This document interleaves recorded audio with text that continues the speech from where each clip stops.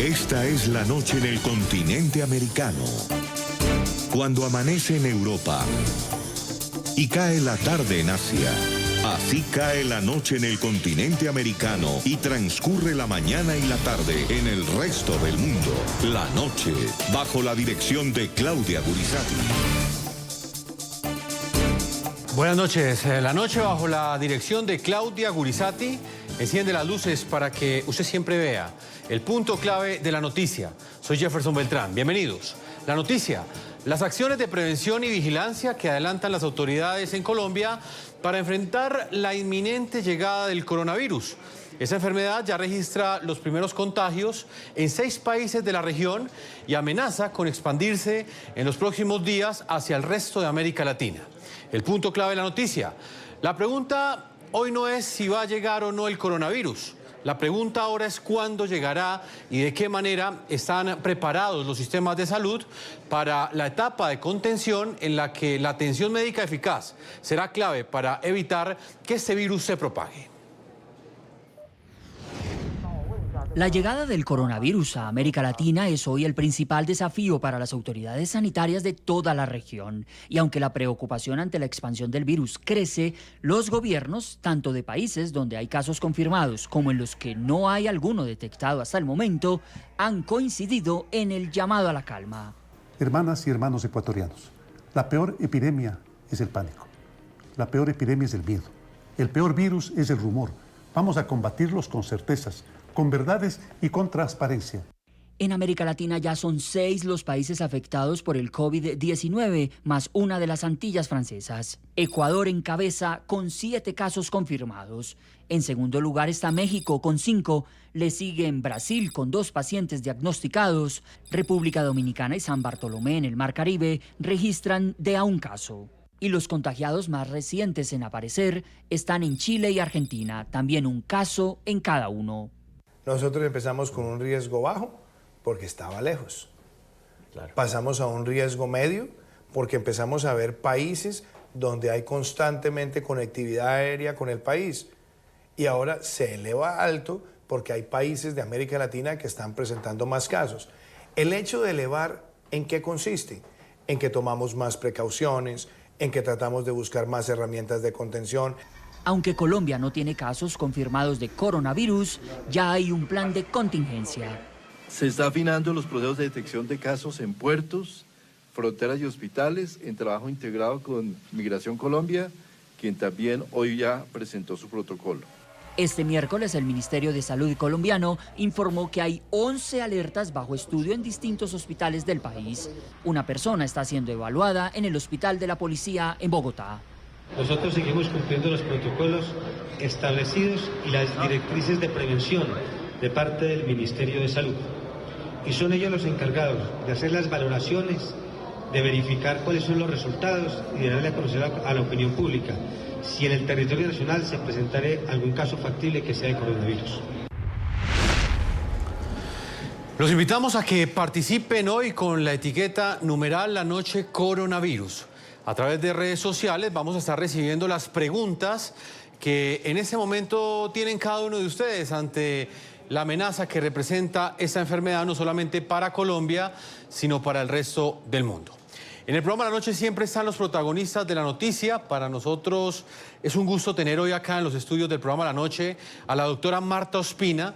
Ella es la directora del Instituto Nacional de Salud, médica egresada de la Universidad Javeriana y tiene maestrías en epidemiología y en economía.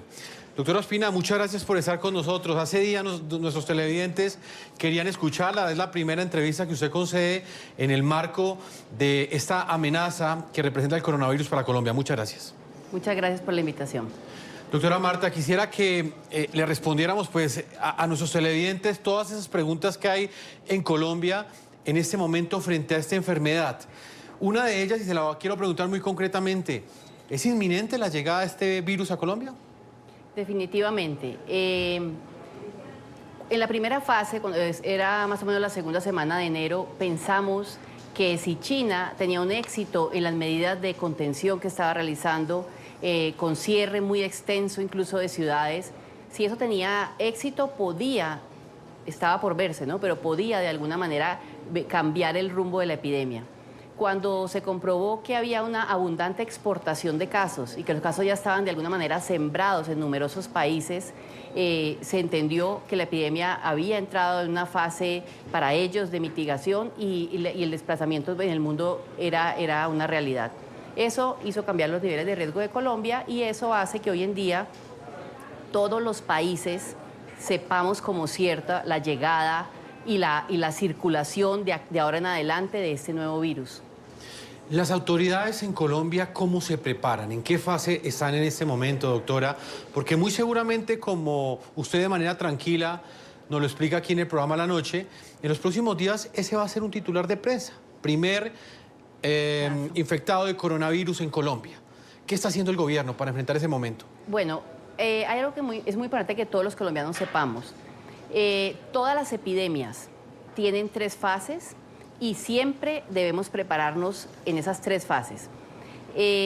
La capacidad técnica de los países depende de ese grado de desarrollo que tengan para enfrentar cada una de las 3 fases. Entonces, antes de que existan casos, estaríamos en una fase que se llama preparatoria. No quiere decir que solamente nos estemos preparando. Epidemiológicamente significa que hay un riesgo real para el país, que las condiciones geográficas permiten que ese riesgo llegue a Colombia, los viajes, el comercio, todo el tipo de condiciones, y que el país tiene un riesgo que debe ser entendido en su dimensión y debe ser contenido dentro de lo que es posible.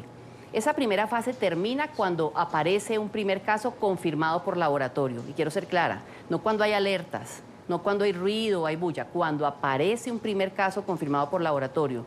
El único que confirma por laboratorio somos nosotros, el Instituto Nacional de Salud.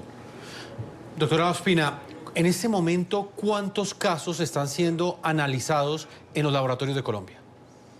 En este momento, quiero decirlo al revés, hemos descartado 40 alertas y tenemos en este momento 8 alertas, pero en este momento que te estoy diciendo eso, pueden estar entrando alertas en todo el territorio nacional y la cifra nos puede cambiar en cuestión de horas, porque digamos que la boca de entrada es muy grande, porque de eso se trata esta primera fase. La primera fase se trata de captar los casos importados, de poder identificar rápido el caso importado. ¿Para qué? Para pasar rápido a la segunda, que es la contención, que es evitar dentro de lo posible que haya propagación interna en Colombia, es decir, mantener contenidos los casos y que las cadenas de transmisión sean conocidas y selladas. Esa es la segunda fase y les recuerdo sarampión. Sarampión, que todos lo conocemos, la pudimos mantener en contención y eso nos valió el reconocimiento mundial que nos dio la Organización Mundial de la Salud. Las cifras cambian constantemente, doctora Ospina. Hubo un caso que hoy en Colombia generó mucha atención y es el de un policía que aparentemente era sospechoso de ser portador del coronavirus. Frente a este caso, ¿qué podemos decir? Sí, es un caso que ha llamado mucho la atención. Para nosotros es un caso de los muchos que entran. Es una mujer y estaba en la clínica de la policía o está en la clínica de la policía.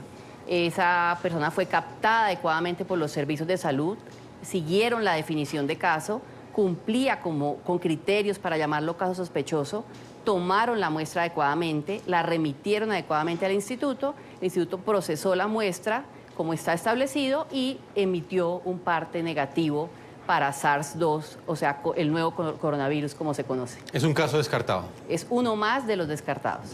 Doctora, pues hablemos de esos casos sospechosos, pero más desde la óptica de la pedagogía, para que nuestros televidentes entiendan qué diferencia hay entre una gripa normal y cuáles son esas señales de alerta que pueden cambiar realmente el diagnóstico y pueden llegar a preocupar a una familia que hasta ahora está viendo el programa La Noche, para que realmente sepa que es un caso sospechoso de coronavirus. ¿Qué le puede decir?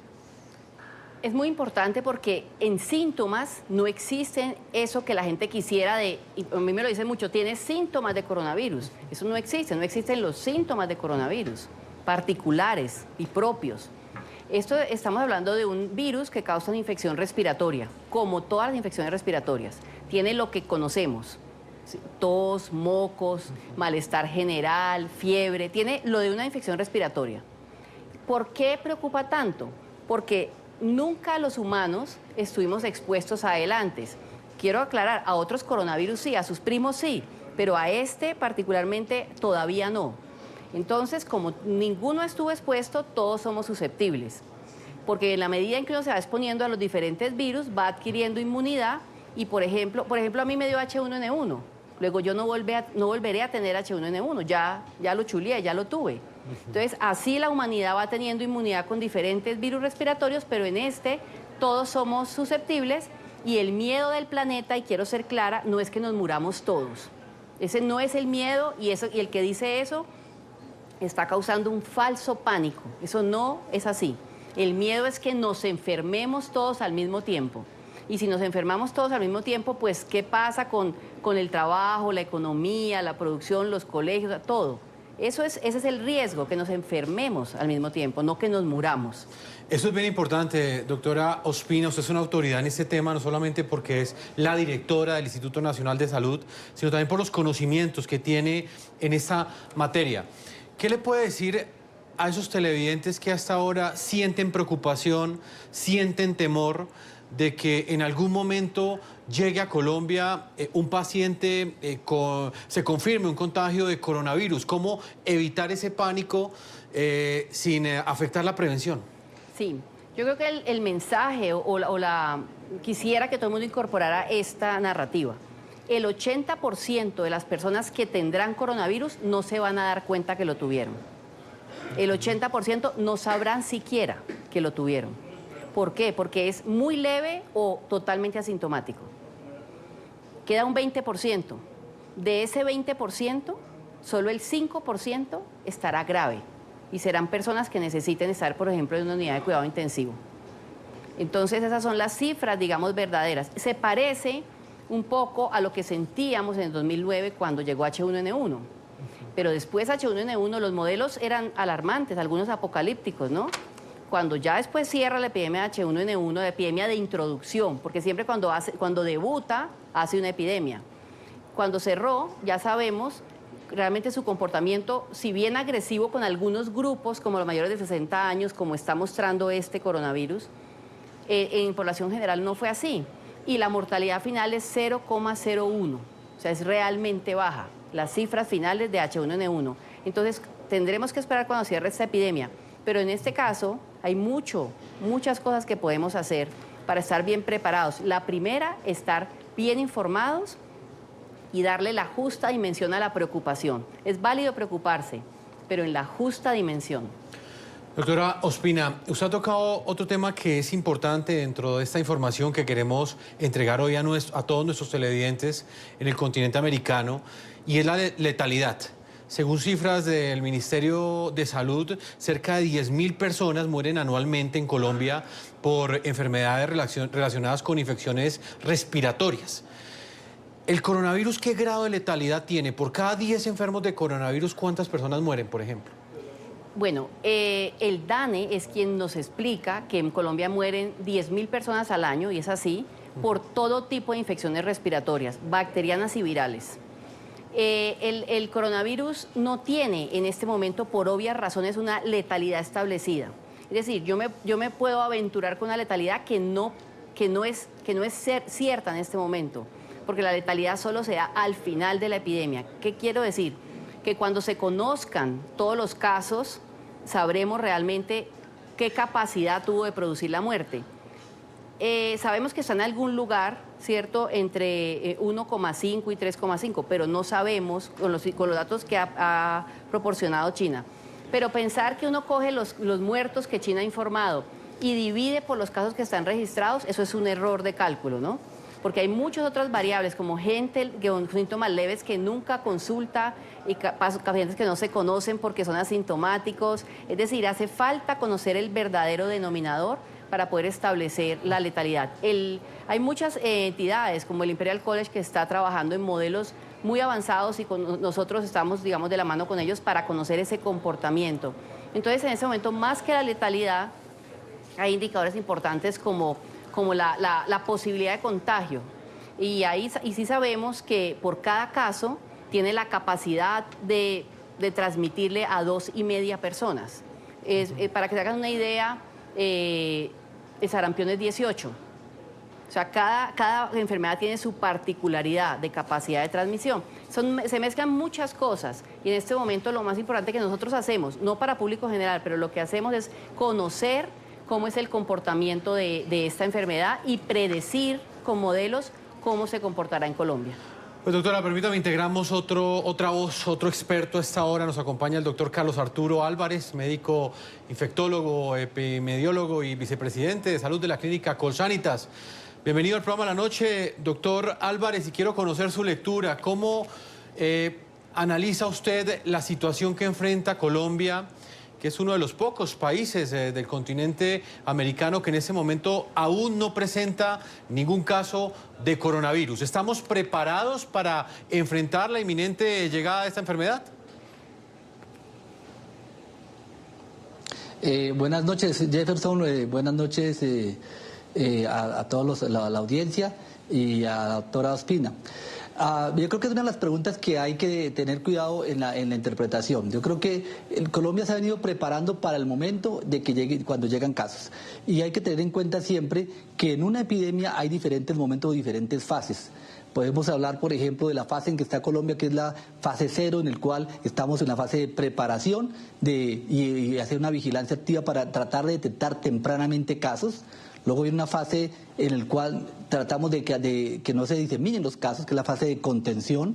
Y finalmente hay una fase más avanzada, cuando ya empieza a circular el virus, porque es lo que vamos a ver probablemente, que empieza a circular el virus por muchas partes. Entonces pasa una fase de mitigación. Así podemos ver lo que está pasando en China, la estrategia que está haciendo China, la estrategia que está haciendo Italia y la que está haciendo Colombia. Aquí, importante, creo que se está preparando acorde a lo que estamos viendo. Pero sería muy prepotente decir que Colombia está preparada, porque en realidad en una pandemia pues a veces se sale de control muchas de las cosas y muchas variables, y la doctora Ospina, que estaba escuchando sus comentarios, planteaba un punto importante. Es que la mayoría, efectivamente, y concuerdo con ella completamente, están sanos. Hay un porcentaje que se van a enfermar, y lo que hay que tratar de evitar, como ya lo decía, es que todos se enfermen al tiempo, porque en ese escenario pues es muy difícil tener una infraestructura hospitalaria que pueda recibir al mismo tiempo a muchos enfermos, no solo de los que tendríamos con el coronavirus, sino adicionalmente de otros virus respiratorios, pero adicionalmente de otras patologías, otras enfermedades en las que la gente pues va a seguir enfermándose. Doctora Ospina, nos llegan preguntas de nuestros televidentes y tienen que ver con las personas más vulnerables. Según lo que hemos leído en prensa, por esa razón pues los consultamos a ustedes que son expertos, las personas que mayor afectación han tenido han sido las de la tercera edad. ¿Esto qué tan cierto es? Bueno, y me alegra mucho que esté el doctor Carlos Álvarez, gran amigo del instituto. Cada virus es proclive o prefiere, por decirlo así, ciertas poblaciones. Si estuviéramos hablando, por ejemplo, de virus sincitial respiratorio, estaríamos hablando de bebés. Si estuviéramos hablando de adenovirus, de niños un poco más grandes. Si estuviéramos hablando de H1N1, los más afectados, los mayores de 60.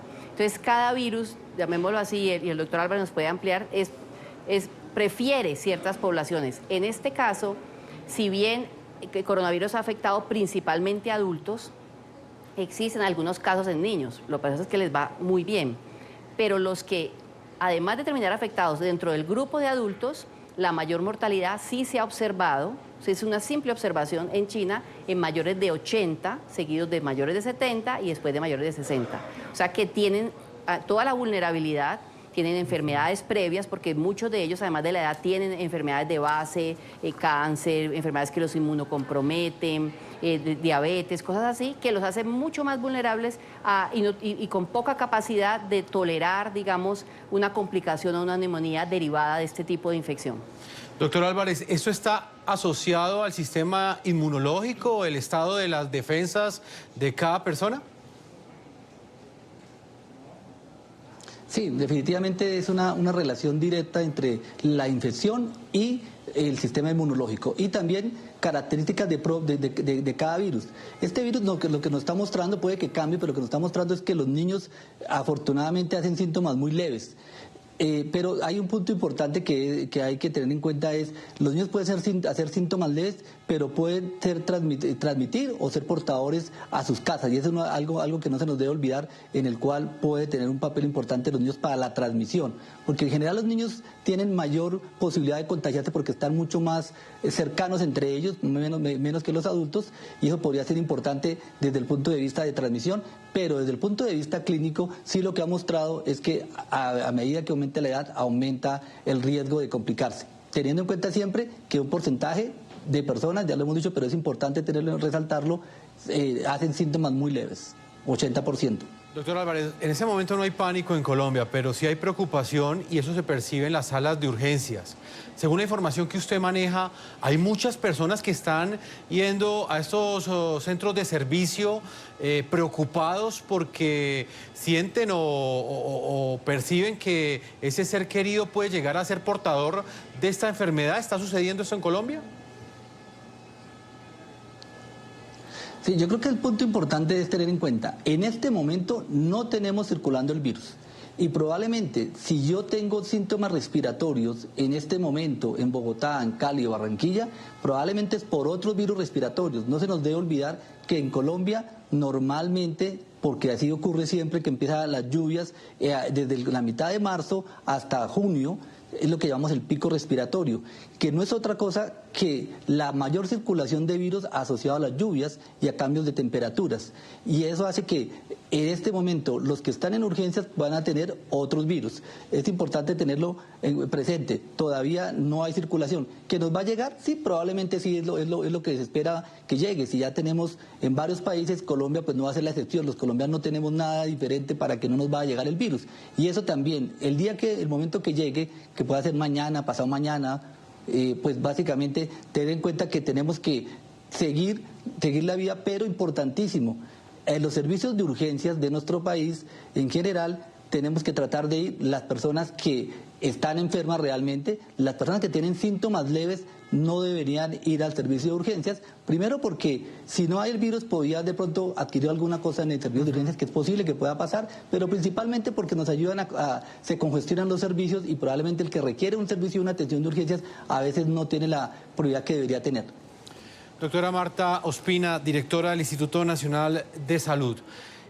¿Tiene que ver algo el sitio donde la persona viva? Por ejemplo, si está cerca del mar, a una altura distinta, como por ejemplo es Colombia, ¿el clima afecta el cuadro clínico de las personas que pueden llegar a verse afectadas por esta enfermedad?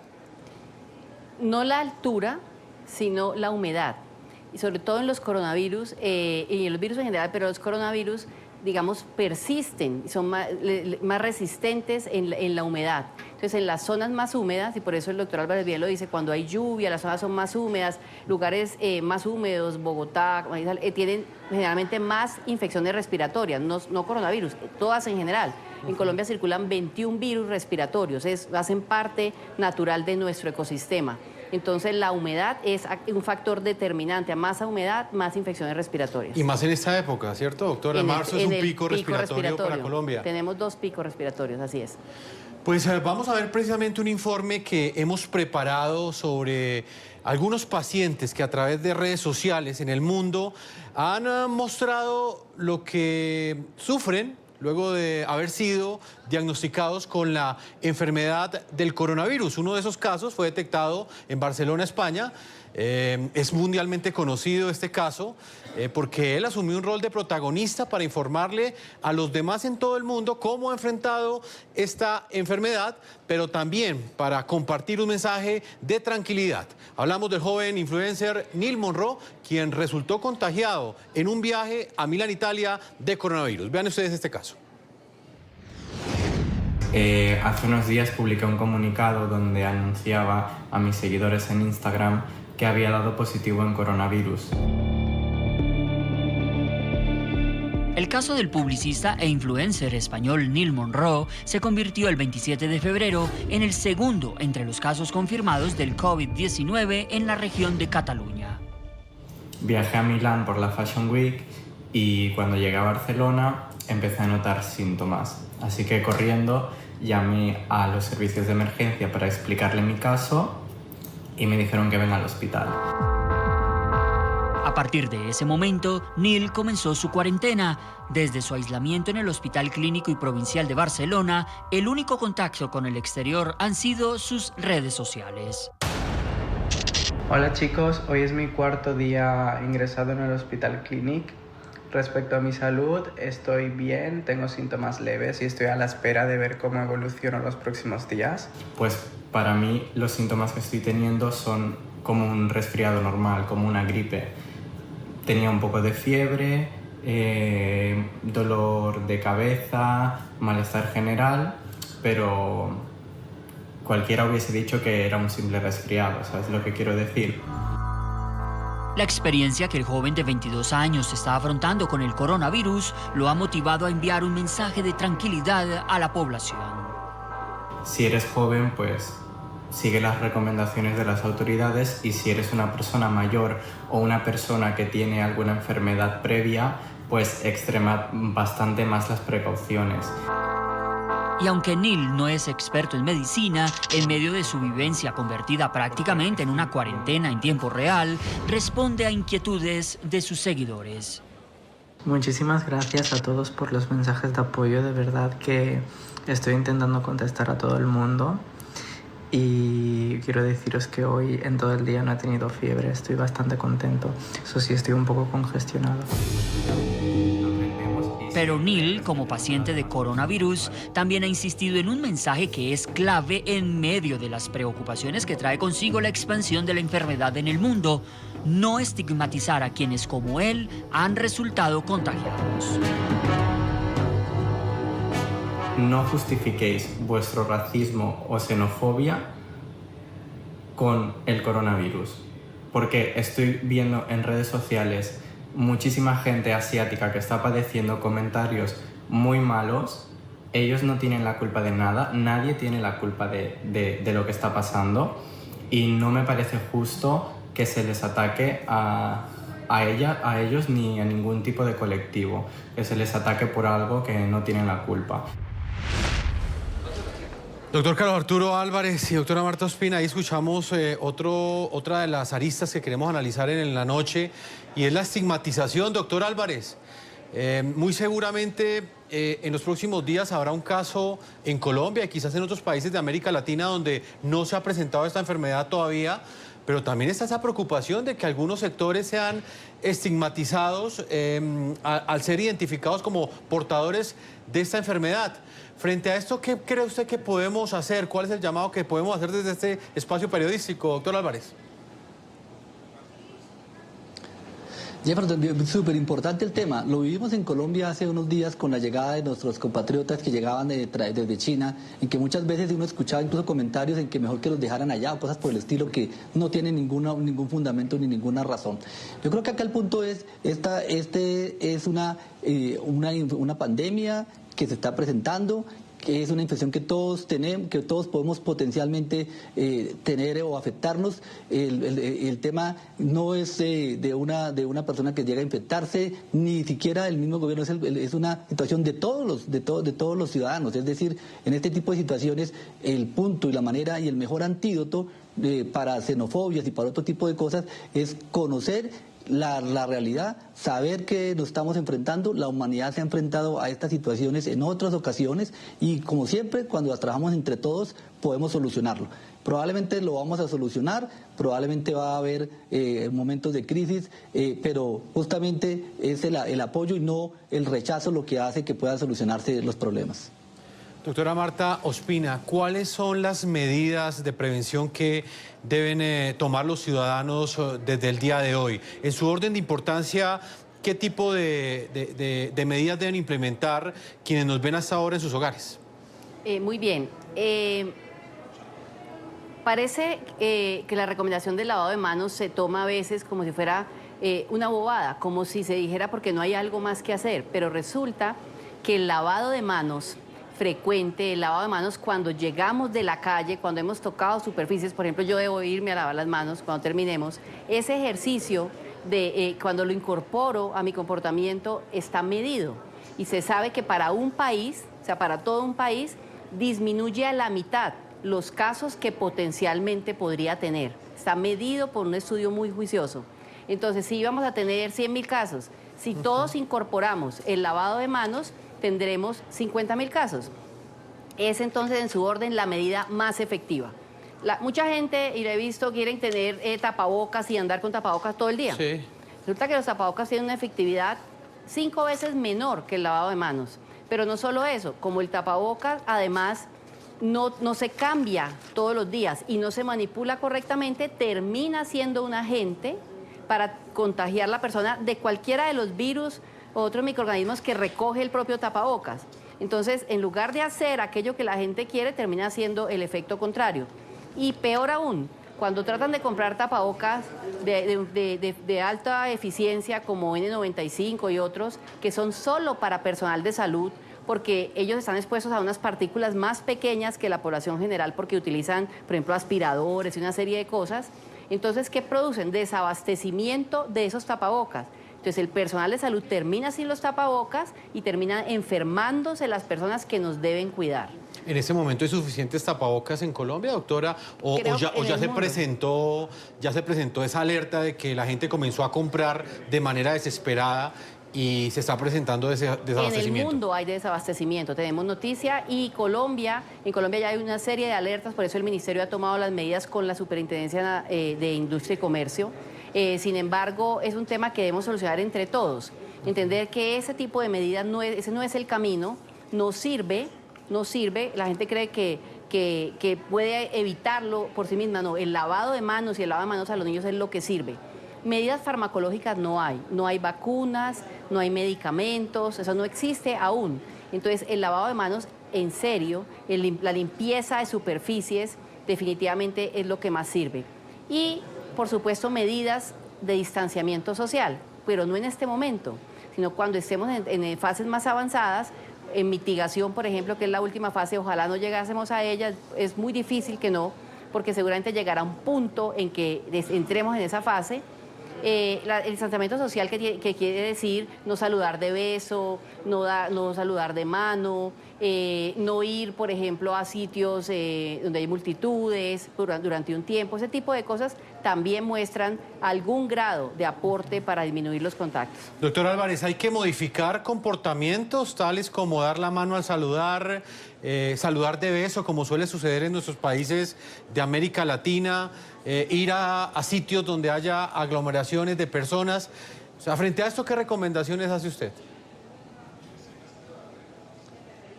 Sí, completamente con lo que planteó la doctora Espina.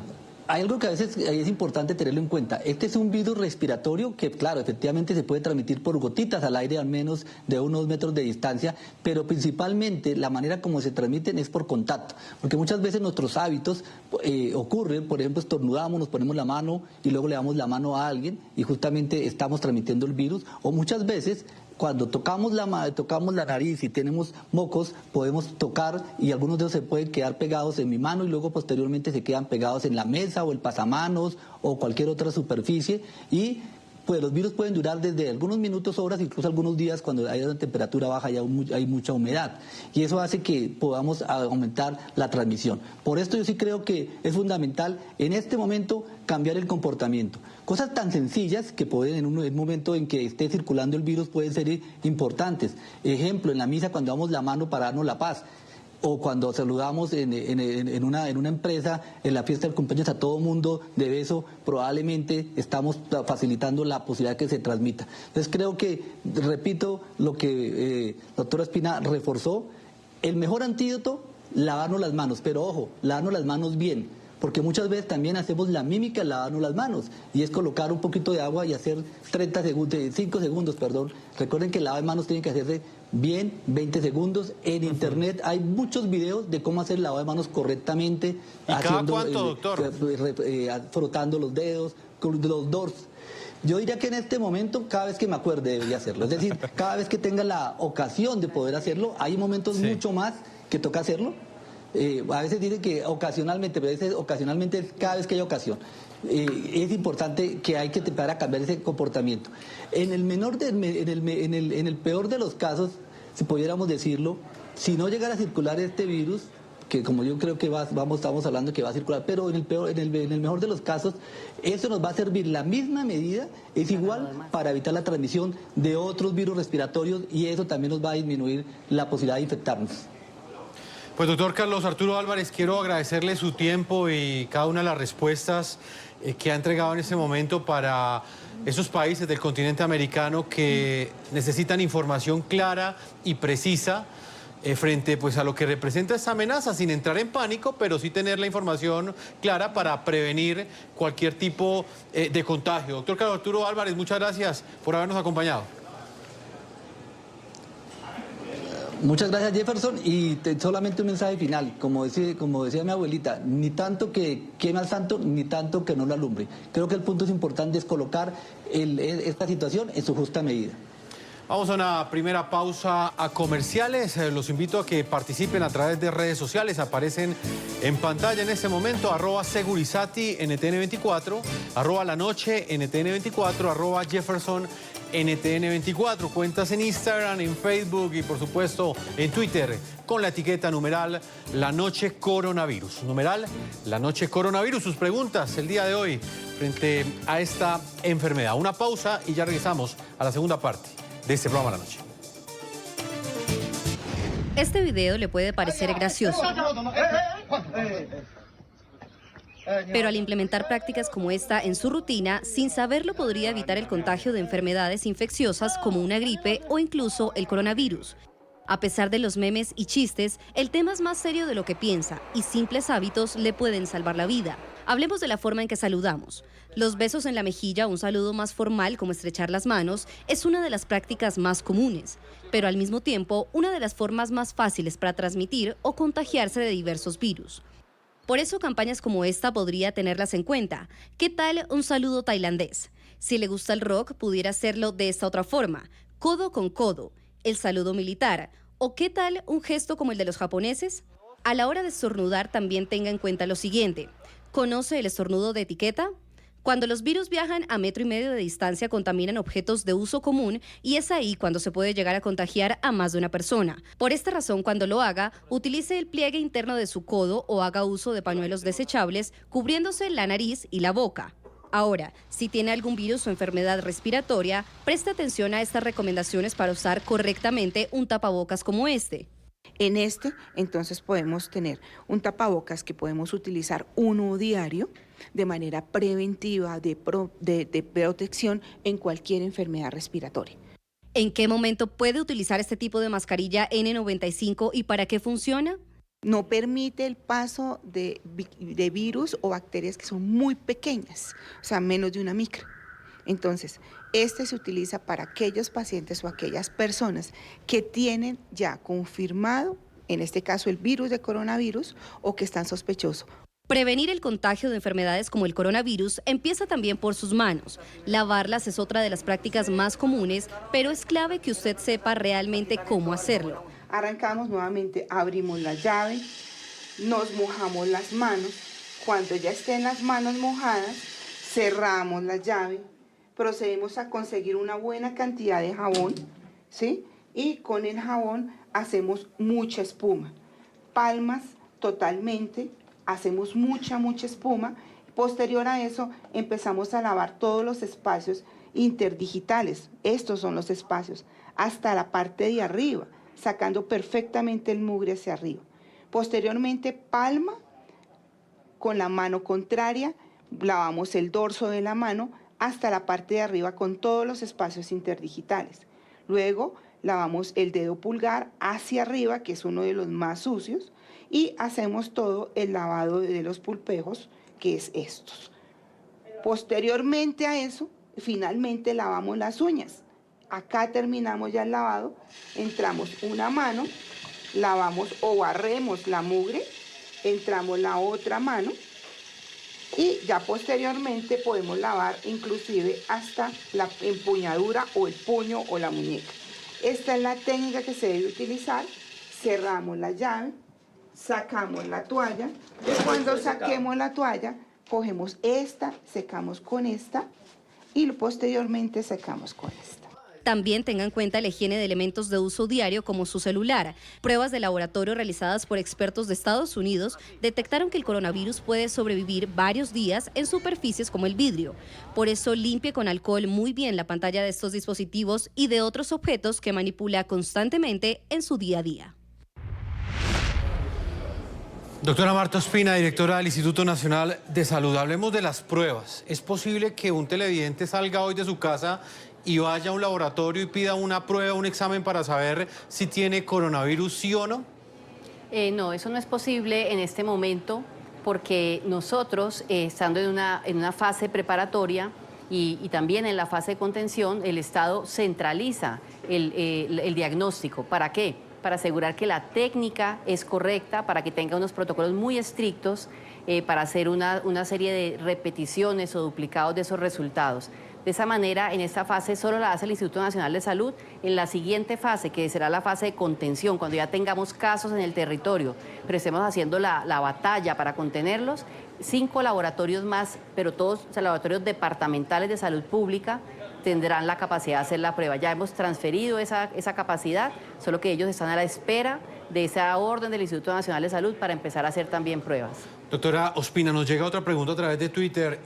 ¿Cómo proteger a los niños, por ejemplo, en las guarderías? Bueno, los niños, como se ha visto en China, padecen menos la enfermedad. Sin embargo, los niños usualmente son, por las interacciones sociales, el contacto social es muy frecuente y muy cercano, sobre todo en los niños que están pues, en guarderías, ese tipo de cosas. Entonces los niños usualmente tienen varias virosis al año, tienen de 3 a 4 al año. Por lo tanto, son ideales para transmitir incluso este tipo de virus. En H1N1 ellos se demostró que lo transmiten, aunque no les da, lo transmiten, y por eso los niños actuarían, voy a decirlo con respeto, como unos vehículos.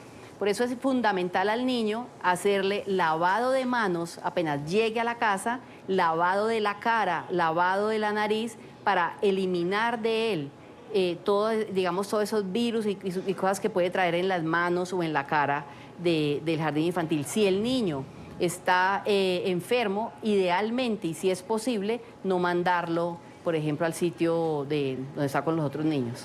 Doctora Ospina, para finalizar, ¿cómo manejar el pánico, cómo enfrentar el pánico, teniendo en cuenta que es un temor apenas natural, es una reacción natural en todos los seres humanos? En términos de salud pública, ¿cómo manejar esto? La información creo que es el arma principal. Y ustedes, los medios, son fundamentales. No es cierto, no son reales videos como que la gente en China caía muerta en la calle. Los hay circulando, la gente caía muerta en la calle, la recogían en bolsas negras. Eso no es cierto, esos videos no son reales. Los virus respiratorios han producido, grandes poblaciones enfermas, pero desde 1910, que ocurrió la gripe española, no se conocen ese tipo de situaciones en la calle porque existen servicios de salud, existen sistemas de vigilancia epidemiológica, los países tienen en mayor o menor grado capacidad de respuesta y hacen todo ese ejercicio epidemiológico para contener. Entonces, esas imágenes apocalípticas que estamos viendo no son reales. Claramente tenemos que saber que tendremos pacientes enfermos, tendremos personas que acudirán a los servicios de salud. Muchas de ellas, en una fase avanzada de la epidemia, irán a sus casas con recomendaciones, usarán tapabocas en sus casas, se cuidarán en sus casas. También hay muchos chistes que hablan del acetaminofén y el caldo de pollo y eso. No son chistes, es verdad. Sirven, se curan así, se manejan así la mayoría de los resfriados, nos manejaba así la abuelita, la mamá, y se seguirán manejando. Pero el coronavirus no. También, ¿por qué no? Si es una infección respiratoria. Ah, funciona. ¿Por qué si tengo una infección respiratoria leve no puedo estar en mi casa, tomar acetaminofén para la fiebre y cuidados generales en mi casa? Si tengo una infección leve. Pero eso sí, los pacientes que tengan una infección severa claramente requieren atención intrahospitalaria, deberán estar en los hospitales, deberán tener aislamiento respiratorio y algunos de ellos requerirán unidad de cuidado intensivo y tratamientos muy serios.